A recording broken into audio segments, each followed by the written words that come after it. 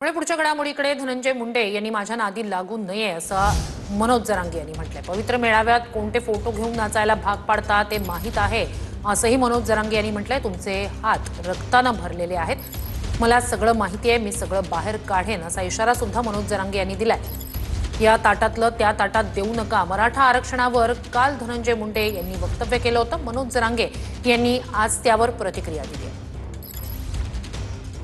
जणांना या आरक्षणाच्या आड राहून ओबीसी मधून आरक्षण घ्यायचं आहे, काही ठराविक लोकांना फक्त याबाबत स्वतःला खुर्ची मिळावी यासाठी अरे मराठा समाजातल्या लहान मुलांना आरक्षणासाठी नोकरीसाठी सरकारने जे करायचं ते केलंय, सरकार आताही करत आहे।